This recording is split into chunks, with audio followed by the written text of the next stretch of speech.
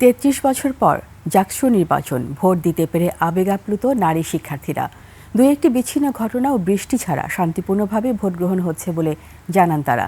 তবে নারী প্রার্থী কম হওয়ায় কিছুটা হতাশা প্রকাশ করেন নারীরা। মানিক শিকদারকে সাথে নিয়ে আরও জানাচ্ছেন সুমাইয়া খান। লিলি বিউটি সোপ, যার অ্যান্টি এজিং গুণ তারুণ্য ধরে রেখে ত্বকে করে উজ্জ্বল। তারুণ্যময় উজ্জ্বল ত্বকের জন্য রিমার্ক। ৩৩ বছর পর ঐতিহাসিক নির্বাচনের সাক্ষী হতে বৃষ্টি উপেক্ষা করে এভাবে ভোট দিতে আসছেন নারী শিক্ষার্থীরা।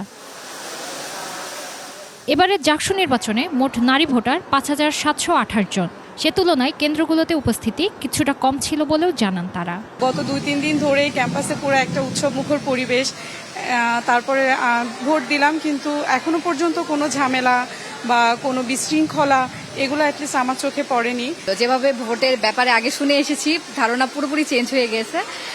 পরিবেশ অনেক শান্ত ছিল, প্রচারণা থেকে শুরু করে আমাদের ক্যাম্পাসের পরিবেশ খুবই ভালো ছিল। জুলাইয়ের পর যেভাবে করে নারীদের সংখ্যা নেতৃত্বের জায়গাগুলোতে কমে যেতে দেখা গিয়েছে, সেটা আসলে খুবই দুঃখজনক। এইটার অনেকগুলো কারণ আছে। আমাদের রাজনীতির যে পরিবেশ, সেই পরিবেশটা আসলে নারী বান্ধব না। তারা আসলে নারীদেরকে ওভাবে সাদরে গ্রহণও করে না, নারীদেরকে স্পেসও দেয় না।